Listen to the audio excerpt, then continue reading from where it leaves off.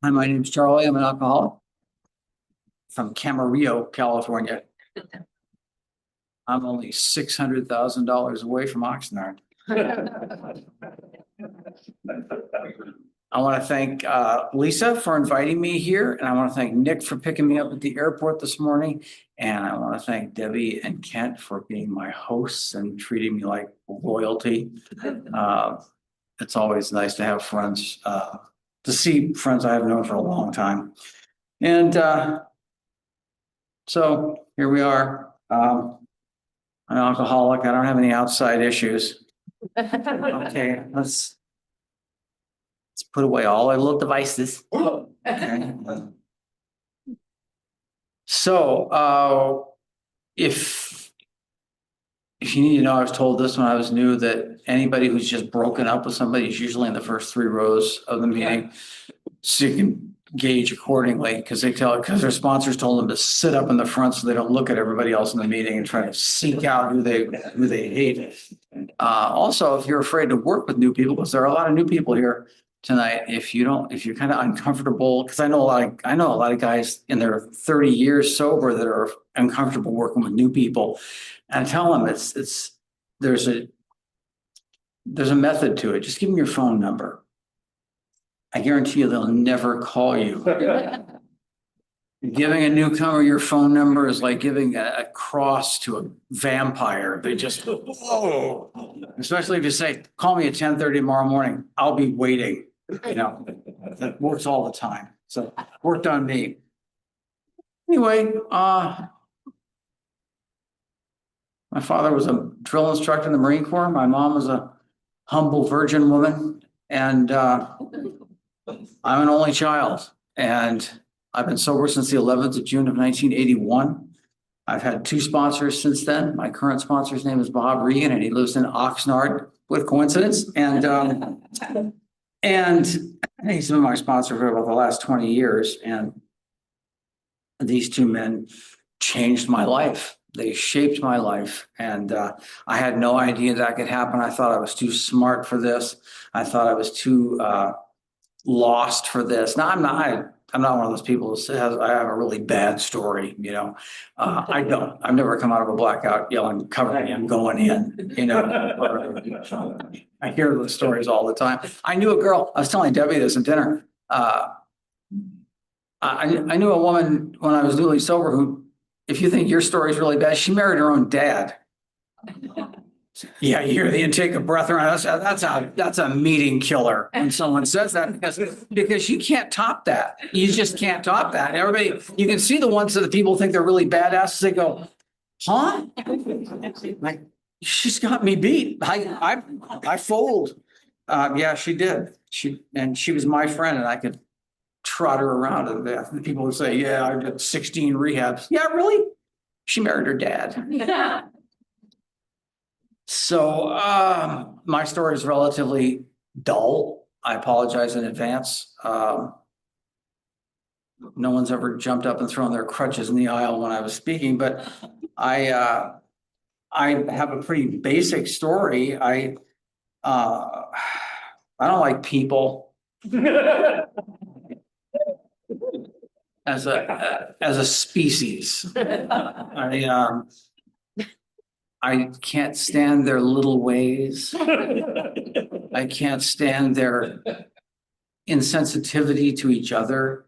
I can't stand their cruelty. I can't stand their pettiness and their vile little selves.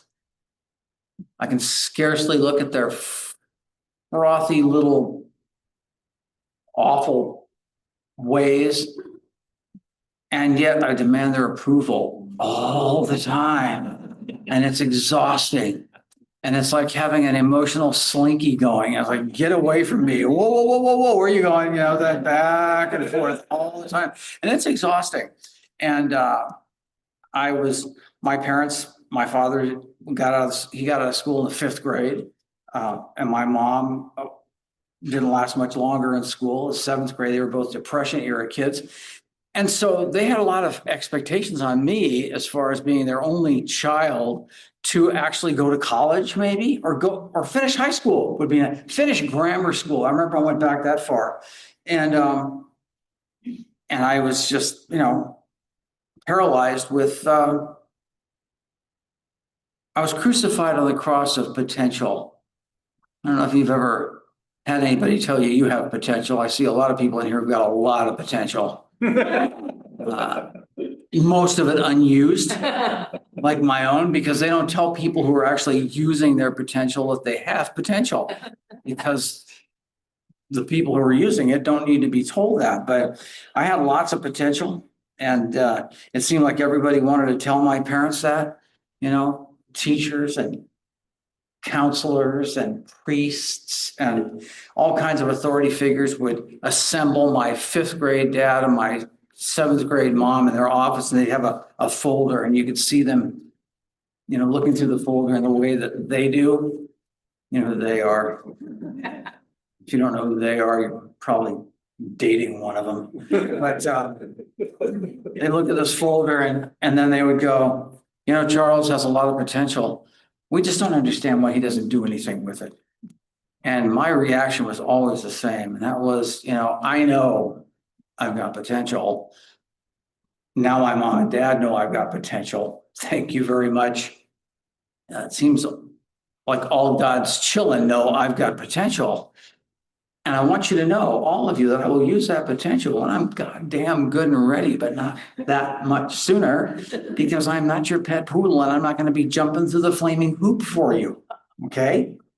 Until I decide to do that, maybe you can wipe your concern for my potential on some other sap, because if you were such hot stuff, you wouldn't be a high school counselor, would you? I never came out exactly those words. I usually came out something like, I'll try harder.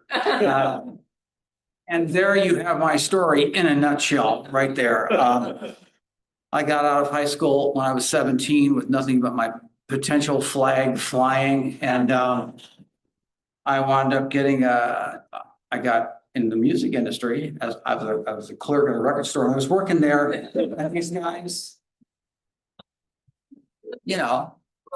define industry. So I was working in there when these guys came in, and they were sort of hoodlums, I guess, for what we call them then. But by today's standards, they weren't, but they were just troublemakers at my high school. And they seemed to know me, and I wasn't a troublemaker. I was a nice boy. I didn't fit in any camp. I was a dork, which means, it's like a nerd, but without science skills. And there I was, just never fitting in anywhere, but always kind of on the periphery of life in that high school society.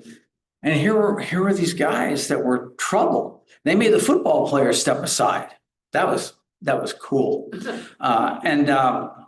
So they came in and asked me if I wanted to go to a party. And I did not, under any circumstances, want to go to a party. Just as I understood it, there would be, people at the party, and we don't need to go back over that ground, but why would I go to your stupid party? If it was just maybe me and a couple of other people, that would be okay, but I'm assuming there would be others. But I said, okay, when is it? And I went to the party, and I brought my buddy John, and we got there. It was in Santa Ana. It was November of 1968. I had just turned 18. And I went into this party, and I knew the moment I walked in there that I made a grave error walking into this party. It was like 200. I call them Sears hippies, because it was in Orange County. They became hippies when the clothing got to Sears. You know what I mean? Oh, Mom, look at this. It's at Sears now. Yeah, it's only 1985. And so I just felt sick to my stomach, because there they were, dancing around like they think Neil Young might if he was going to show up. And I just couldn't believe it. I'd never seen so many ferret-faced little bastards in my entire life, all in one place, mob of them. And I stood there trying to figure out my escape. Now, my friend John, who I came there with, who was a rock and roll drummer, and I thought maybe I'd get some of the runoff of the girls that would be I knew would be shinnying up his leg when we walked in there. And he disappeared in there. He seemed to not mind people. And I couldn't get out of there. And I'd only been there 5 minutes and I was already holding this entire place in contempt. And someone walked by and gave me a can of malt liquor. And that doesn't mean much to anybody really, but at the time I had this can of malt liquor and all I could think of was if my father finds out I'm in the middle of this party with these hippies, as pathetic as they are, with a can of malt liquor, he's going to kill me. And if the Archbishop of the Archdiocese of Orange County finds out that I'm drinking a can of malt liquor when I said in my confirmation that I wasn't going to drink till I'm 21, all this is going through my head while I'm looking at this can of malt liquor. And I thought, obviously I'm not going to get offered a soda. So I popped this thing open and started drinking it. And halfway through that can of malt liquor, it occurred to me that I'd been way too hard on you people. I began to feel connected. I felt a sense of relief. I felt a sense of deep interest in you. Like I was fascinated with you all of a sudden. I began to feel attractive, like girls, my eyes are up here, attractive, Single line, girls, no pushing. There's plenty here for everybody. And it never happened, but it just was a thought. So I felt different at that point. I felt appreciably better than I did when I walked into that party. And I know there were people all over America that night in November who were drinking drinks and not feeling the same thing I was feeling, because they seemed to be fine with it. And I thought, why did they hide the secret from me? I felt alive for the first time in my life. I said this today at the workshop, that alcohol gave me the satisfaction of a job well done without having to do a damn thing. I just felt so good, so complete, and so, I don't know. I have personal habits that reflect alcoholism. Like I procrastinate a lot. Okay, just an example. And in the 1980s, when I'd gotten sober, I thought I'm going to break this bad defective character. So I bought a book on procrastination. This is a serious story. I read about a third of it, and then I lent it out to somebody, and I've never seen it again. And I'm sure that they read about a third of it and lent it out to somebody else. So I've got a feeling only one of those books was sold, and procrastinators all over America. I just handed it. Oh yeah, I was starting it. Here, you can read it. Give it back to me. I'll read it later. But I just, I have these habits, and I'm sure that there are people all over America who were drinking without any problem at all. And I drank and I didn't have a problem at all either. I became a better person drinking. I was just a better person when I drank. When I drank, I didn't get drunk. I wasn't loaded. Other people mistook it for that, but I wasn't. And I was fully in control. But when I drank, I felt smarter, more comfortable. As Clancy used to say, I felt like when I drank, they became smaller and less threatening, those people. And I drank without any problem, because it made me better. And I had to, when I was teaching in the 1980s, and I was teaching high school. Apparently the pain of getting sober just wasn't enough. And so I started teaching high school, and we had to do, it was the 80s, so we had to do one of Nancy Reagan's Just Say No segments. Every semester we had to do 5 minutes a day, a couple of times a week, telling the kids about the drug and alcohol problem in America. And I'm thinking, this is so lame. And the reason it was so lame is because some of the kids would go, the non-alcoholic kids were the only ones who were listening, because they are, it's like watching a freak show to them. You go, yeah, they go, Mr. Carney, did they actually leave rehab after being tormented with DTs and having to be lashed down, and they finally get out and they go to a liquor store and buy more alcohol. Yes, yes, Jerry, I'm afraid that happens. I hate to say it, but I've heard that happens. And then you realize that the kids who are going to be alcoholics aren't paying any attention at all. They're looking out the window, they're lagging coins against the wall. They don't have any interest in what I'm saying at all. And you know why? Because they know it's not going to happen to them. They'll quit before they ever do that. And that's the kind of student I was. And that's the kind of grown up I was when I was drinking. My drinking was, I was a bad drunk driver. I don't say that with any sense of pride or humor. Drinking and driving was what I did, though. And I never got arrested. I've never spent a night in jail. I haven't been to rehab. I haven't been to the hospital for my alcoholism, unless you count. Well, I'd have to look at the card, but I haven't had those experiences. But I've had every other experience I could possibly imagine with drinking. And example, you drive along and you're drunk and you got to get home. And I know I've got a half hour to drive, and I'm on the freeway, and now I'm getting sleepy. And that one eyelid just seems to take on life of its own, and I'm going along in my Volkswagen. So I crank the window down and start spitting in my fingers and rubbing it in my eyes and hanging my head out the window, because that it burns your eyes and it makes them stay open while you're driving. It's pretty important information. So you want to jot this down. Another one is you see people all the time getting caught by the cops when they start to drift over drunk, and then they jerk back in the lane when they realize they're drifting. The trick is you're drifting. I just kick on the turn signal and just make a full lane change. Nobody's the wiser, really. But those are the only two things I know. But the other is just throw your keys in the trunk and come back and get the car tomorrow. That's what they used to do in the 70s anyway. And I drank till I got sick. I drank until I peed blood. I drank until I was going into the hospital, but not staying. So it doesn't count if you don't stay overnight, right? If you stay and then they release you in the morning. Have you ever been hospitalized? Not really, no. So I fell in love and got married a wonderful woman. Her brother had a drinking habit like I did.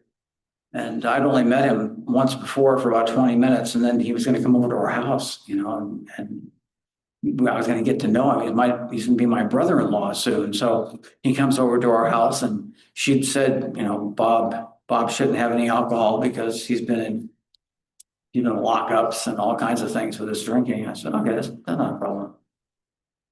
And Bob came over, and we got a bottle of bourbon out and started drinking. And we were having a great time. I mean, it was legendary time, listening to music, laughing and scratching. It's like we'd known each other for months. And I look over, and my wife, soon-to-be wife, is giving me this, which is this is the international symbol that you're not going to get a compliment if you're a guy. If you see your partner going like this, don't go. Anyway, I'm only telling you that because I went. And I go, and she steps aside so I can go into the bedroom, and shuts the door and said, "You've got to stop giving Bob alcohol. Bob is an alcoholic." And that just hit me the wrong way. And I teetered back on my heels, and I said, "Bob is no more of an alcoholic than I am. And the problem is that you are a nag. And maybe you should just back off, sister." Turned around and walked out of the bedroom. She's broke down sobbing, so we just turned up the stereo. And a few weeks later, Bob had died. He got drunk. He took some pills. He went into Lake Castaic and never came out. And he left a 5-year-old daughter and his estranged wife. And we didn't talk about alcoholism after that. We didn't talk about problem drinking after that. And I wound up living in a converted garage and then got outraged at that because why should I have to live in a converted garage? So I moved into my mom's house, which is where most male alcoholics wind up. A lot of you like to think you wind up at Phoenix House or, Victory House, but you'll wind up at your mom's house. Trust me. Anyway, and you'll never buy the t-shirt that says my mom's house either. But, so I'm living at my mom's house and it's a nightmare. It is a nightmare. Going to therapy, it's not working. Therapy is the prerequisite for therapy is truth. So of course it's not going to work. And so I went to a meditation retreat and had a moment there where I thought I wanted to kill myself, which is certainly not a reason for going to a meditation retreat, I understood. But if you do go there for that reason, keep the receipt because you may get sober. But I just wanted to die. I wanted to die. I had realized that I was never going to be a different person than I was that day. I was 30 years old. I was physically, mentally, and spiritually sick. And I didn't really know how bad. I just felt bad. And I felt like everything had stopped in my life. And yet I knew that tomorrow I was going to repeat the same exact thing that I had done days and weeks and months before. And I couldn't stop it. I could not break that. And even when I went to that therapy retreat, I knew I was going to leave there the next day feeling, with all the bubbly therapy people. That's, it was a meditation retreat. We all meditate and we all feel really good about life. I don't feel really good about life. I want to die. I want to hang myself. And I'm out, we had a guided meditation. We went to this wonderful, this beautiful waterfall, and she told us to stand in the waterfall and it would wash away all these different bad emotions. Like the waterfall turns green and it takes away your jealousy, and it turns yellow and it takes away your sadness, and it turns blue, it takes away your sadness. It takes red and it turns red and it takes away your anger. And we went through the entire Sherwin-Williams catalog. And then it turns Amazon blue, but eventually we got to the end and she said, now I want you to step back out of the waterfall. And I want you, now that you've washed away all of those defects of your character, I want you to look through the waterfall and you can see where you're going to be 5 years from now. And I looked through the waterfall. It's the first time I've been lucid in this thing the whole morning. I was detoxing and I looked and all I could see was myself on the other side of the waterfall, hanging from my mom's bathroom door by the rope from my robe, dead. That's what I saw after a guided meditation. Therapy works. It does work, actually, just not on alcoholism. But and then the guided meditation was over. And I got that image in my head. And then she turns the lights up and she goes, okay, here's what I want you to do. I want you to go out on the meditation grounds and I want you to think about how you're going to get there in 5 years. And I thought, well, why don't I just put my face down by the bumper of your car and you floor it? Because I don't know. I know exactly how I'm going to get there in 5 years. So I sat out on the grounds. I just felt despair like I'd never experienced it before. And at that moment, I felt something inside of me that said, you are everything that you're afraid of, and I still love you. And I felt loved for about 30 seconds. I mean, from in the inside out. And then it went away. And I left that retreat, and that was the 11th of June of 1981. I haven't had a drink or anything since then. My life didn't change right away. I didn't. About a week later, I got into an AA meeting because the widow of my brother-in-law had to go to a detox, and I had to pick her up. I was asked if I'd pick her up and take her to an AA meeting, and I thought, oh yeah, I can help her. I'm only mildly hallucinating. I was about 5 days into detoxing, and I was a little twitchy. When you hear someone in the backseat of your car going, Charlie, it's like, again, I keep looking back there and they're gone. And then I would hear Steely Dan on my stereo playing Asia. And I had that stereo hadn't worked in years. And so I put my cape on. I was going to go save Debbie. She was getting out of this detox. So I drove over and got her and took her to the meeting. And I said, what time do you want me to come back? Now, in the 20 minutes it took to get to that meeting, she 12-stepped me and she had 22 days of sobriety. So I know there are some people here who are counting days. And I want you to know that if you have even 5 days of sobriety, you can help somebody who's got 1 day. And it'll keep you sober by talking to them. That's just the way it works around here. We don't know why it works, but we know that it does work. And she said to me, because she looked good. She didn't lecture me on alcoholism. We didn't get a chalk talk. But she did tell me that she felt better and that the AA people really inspired her because she didn't want to listen to anybody who was getting paid to tell them what to do. So she thought the AA people were pretty cool because they were in there voluntarily. And she said they told her to get out and get to a meeting the minute she got out because they said it would be a good idea if you started getting into AA meetings first and don't give it any time to fade into the background. And so she said, that's why I called you. And I said, well, what time do you want me to come pick you up? And she said, well, why don't you come in the meeting with me? And I said, because I'm not alcoholic. And she said, well, that's all right. They said it's an open meeting and that visitors can be there. And since you quit drinking this week, maybe you'll hear something that'll help you. I hate logic. That kind of, and she didn't know enough to know that, really. And so I had to park the car and I go in with her and, all the rehab people were there. Yay. Like 30 of them with wristbands. And I'm feeling left out because I don't have a wristband. You know that feeling? These are all the signals. That should be the 21st question on those yellow cards from Johns Hopkins. Do you feel left out because you don't have a wristband from the nut house? Yeah, I do actually. Then you may be an alcoholic. And so I went into the meeting and they got me a big book. Hey, Charlie, you got a big book? I got lots of big books. I work in a bookstore now. So,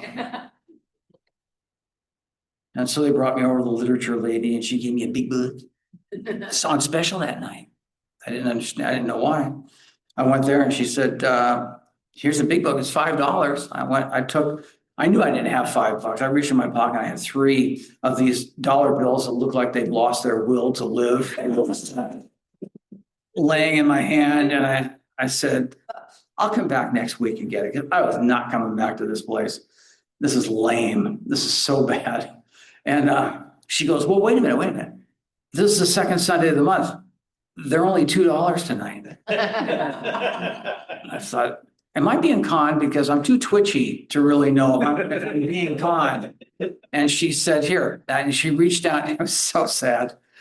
I couldn't put my hand back in my pocket. I just had the money out there and she said, okay, I'm taking $2. This book is yours. You don't know. It's your book now. Okay. Nod if you understand. And then she said, and that other $1, when the basket goes around, drop it in the basket because nobody stays sober around here on somebody else's dime. Okay. So when that basket came by, I had no idea where this lady was, but I had that $1 up here, and watched it as it like an autumn leaf going into the basket. And I got your book. I wasn't impressed. Honestly, I wasn't. I read it, and there was a plain language version of it now, which is, to me, it was shocking at first when they had that plain language big book. I thought, are you serious? How plain a language big book does it have to be? Like flashcards? Like my friend Flicka? And what step are you on? Oh, number 1. Okay. So I got your book and I looked at it. I'd gotten a degree in English, by the way. I was not impressed with the jaywalker analogy that everybody was so fond of. And gee, Ma, I ain't grand the wind stopped blowing, or, why anybody should care about Mr. Brown. But if you don't know who Mr. Brown is, shame on you. But so I had your book, and then they told me I should get a sponsor. You got to get a sponsor. And I thought, oh boy, what's a sponsor got to do? I'm going to walk you through the book. oh, this metaphysical text, this deep mystery of language and action. I don't think so, but I got a sponsor, so he would shut up and leave me alone. And that way, when people said, hey, Charlie, you get a sponsor yet? Yes, I did. Right over there. The tallest guy there with a mean scowl. That's my man. And I did get a sponsor. And he sat me down the first night in the coffee shop in West LA. And he said, here's what you're going to do, sport. Are you willing to do anything to stay sober? And I said, yeah. And he said, okay, good. Here's what I want you to do. I want you to get commitments at all your meetings. And he told me what a commitment was. Now, okay. And then I also want you to get to meetings an hour early, and I want you to walk around and shake people's hands and look them in the eye and ask them how they are.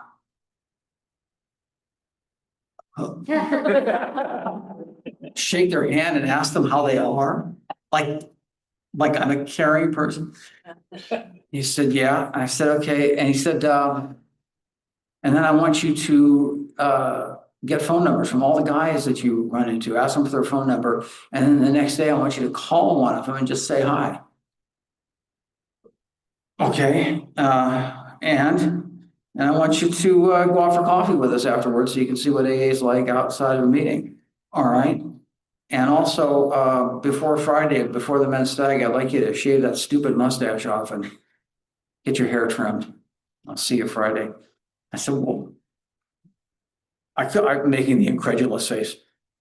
And he said, I know what you're thinking. I thought, oh yeah, no, you don't know what I'm thinking. He said, because I felt the same way too. You just said you were willing to do anything to stay sober, right? I said, yeah. And he said, I just asked you to shave your mustache off, right? And I said, yeah. He said, I just want to find out if you're not willing to shave that mustache off just because I asked you to, what makes me think that you're going to do these steps when I ask you to start doing them? They're a lot more complicated than shaving, but I guess I'll find out on Friday whether you're a loser or not. You got to have walked out of the coffee shop before I can even get my hand in the air. And so I sweated him one night. I didn't shave. And then Friday came and I knew I was going to see him. I couldn't get back to my house. So I shaved that mustache off and against my better judgment. But I thought if I fight one more thing, I'm not going to make it. I only had like 40 days at the time. And I saw him and he said, he came up to me at the stag and threw his arm around me and said, here we go, sport. We're on, buckle up. We're going to do this. And he was my sponsor for 26 years. And he walked me through everything, through the birth of my children. He walked me through the death of my parents. He walked me through the death of my stepdad and my mom. And he walked me through every single thing that I did in my life and gave me direction the whole way. How to do things the AA way. He sent me back to go to school. I was in the middle of my master's degree at Loyola Marymount. I didn't belong there. I didn't even know how to sign up for school. And I went there and I asked the gardeners because you know, if you need information at a college, ask one of the maintenance people. They know everything, truly. And I asked the gardener, where do I go to apply to get money to go to school here? Oh, that's over in the building over here, second floor, third door down. Thank you, thanks, pal. And my life started to change. And I started to find, when I was 8 months sober, I've told this story a million times. And I was about 8 months sober and I hadn't had a spiritual awakening. I was very upset about it because it seemed like everybody else having a spiritual awakening. I just had a spiritual awakening. And I went up to Bill and said, when am I going to have a spiritual awakening? And he looked at me with all the sympathy he could pull together. And he said, do I look like I'm psychic? I have no idea when you're going to have a spiritual awakening. Just keep doing what you're doing and maybe you'll have one. I said, well, what if I miss it? You won't miss it. You'll know it. When it happens, you'll know it. You won't miss it. And I thought, well, because I won't understand. I'll miss a subtle spiritual awakening. I don't need one of those wee voice, God speaks to you in a small voice in the night. No, I need a grab me by the lapels, feet off the ground, slap me around, who's your daddy kind of God. I don't need some God who whispers in my ear. So I'm I was unsatisfied with that answer. But I did what I was doing nonetheless and complained to all my friends. We were all complaining about our sponsors. And then one night I'm at Ohio Street mopping the floor and I looked up and there was a line of people to thank the speaker who had just spoken. And because I've been doing what Bill asked me to do, I knew every single one of them by their name and I liked them. I liked them. How does that happen? And I felt so good to be there with that mop in my hand, just looking at these people. And I felt like I was part of something, you know? And my life changed after that. Like I said, I had children. I was married. I married their mom, and we shouldn't have had a second date, really. We had 2 kids, but they're wonderful kids. I just have these beautiful, beautiful children, no matter what. And I was given custody of them when they were about 5 and 6 years old, and remarried. And their stepmom was wonderful. We kind of went our different ways, and we got a divorce in 2020. And my life had, I became a full-time writer. I wrote Bugs Bunny cartoons for 10 years and then wrote other stuff for the next 20 and didn't even realize I could do that. But I bumped into all these people who told me I could, who said, why can't you do that? Somebody else is going to have to do it. Why don't you do it? I remember one time I was telling my sponsor I was really upset because I had to have a revision of a draft due to this company by Friday. And I said, I can't revise this draft and make it great by Friday. And he said, they don't want it great. They just want it Friday. And I've never forgot that. I thought, yeah, it doesn't have to be great. It just has to be on time. And we can worry about great later. And I learned so much from that man. And he died last month. Rather suddenly. And as much as I love my sponsor I have now, Bob is just a gem. I still am in this bill because he was a wonderful human being. And I hope you find a wonderful human being in here who cares about you as much as people have cared for me. I never deserved any of the kindness I got here, but people were generous with it. And I hear all the time people say, you taught me, I had to learn to love myself. You loved me till I could love myself. You loved me until I could see how it is to love people. And then I too could follow that example and go and love them. Loving myself is not my problem. Believe me, I've loved myself.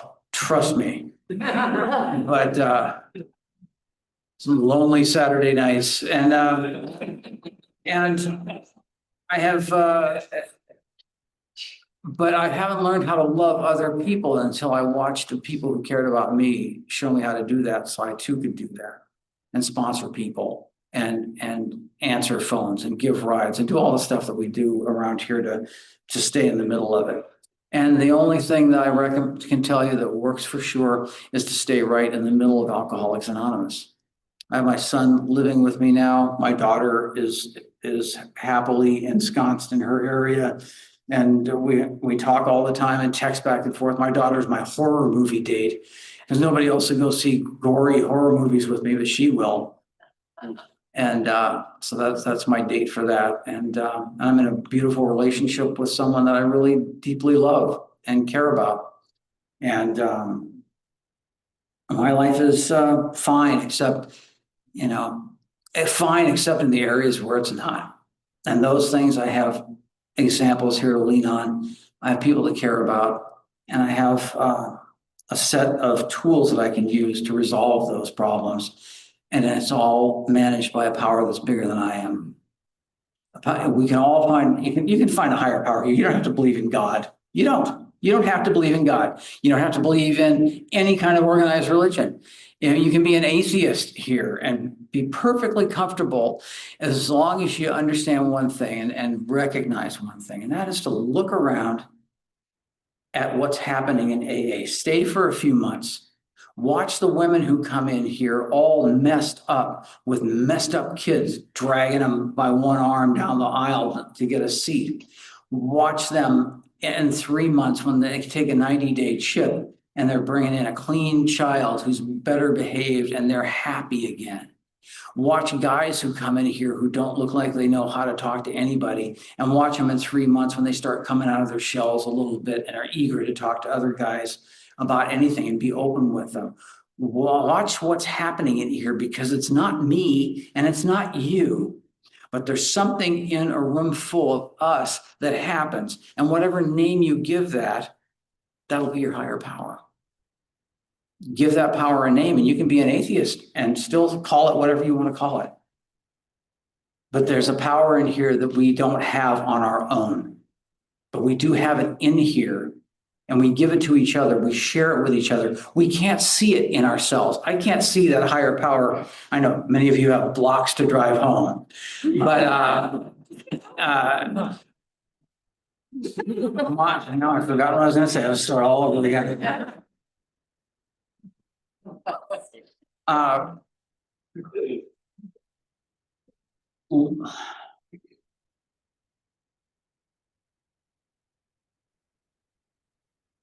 can't do this without other people and other sober alcoholics. I can't do it with any other group of people because they don't understand what's at stake. That's the reason we alcoholics hang together, because we understand what's at stake. It's not the same for other things. We'd like it to be, but it's not. So we come together and we try to see that higher power in each other, because I can't see it in myself. I never have been able to see it in myself, but I can recognize it in you. And when I see it in you, it makes me know that maybe it's in me. I don't know. But when I ask that power to show itself, it always does. And I never realized it until much later on. So just to close, we tell you don't leave 5 minutes before the miracle happens. Don't leave 5 minutes before you find out that the miracle already happened and you just didn't notice it yet. Stick around, make some friends, shake some hands, exchange some phone numbers, get a life, enjoy it. Thank you.